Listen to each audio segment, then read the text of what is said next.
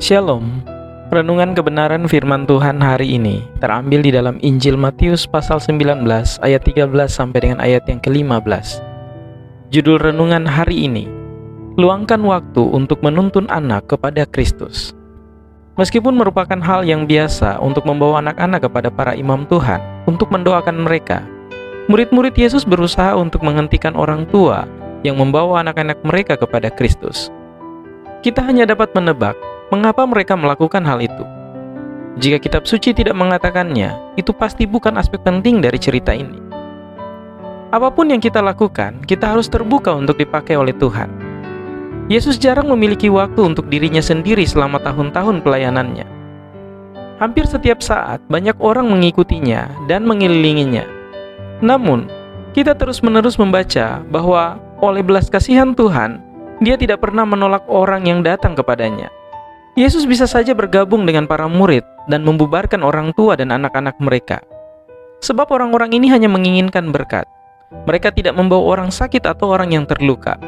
Seseorang dapat dengan mudah mengatakan keinginan mereka agar anak-anak mereka diberkati oleh Yesus sebagai gangguan dan hal yang kurang penting daripada apapun yang Yesus lakukan saat itu.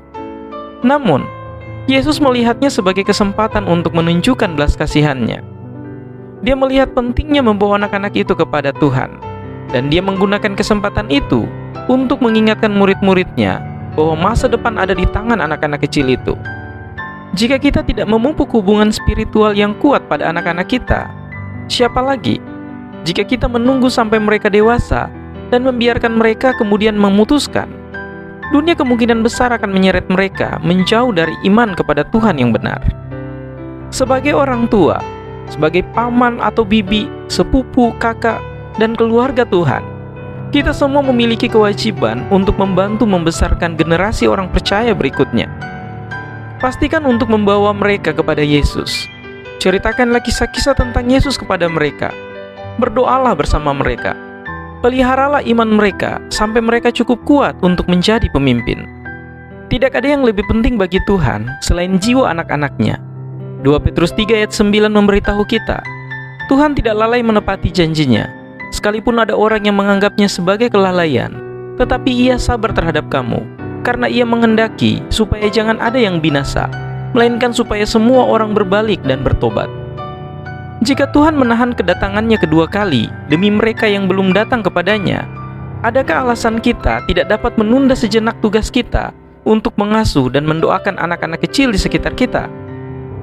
Yesus mengingatkan kita dengan sangat jelas, anak-anak begitu penting bagi Tuhan.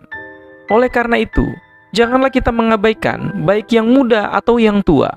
Jangan pula kita melewati mereka yang telah rusak oleh dosa, seolah-olah Tuhan tidak dapat memperbaiki mereka. Lakukan segala upaya untuk menyambut semua orang, untuk membawa mereka kepada Kristus.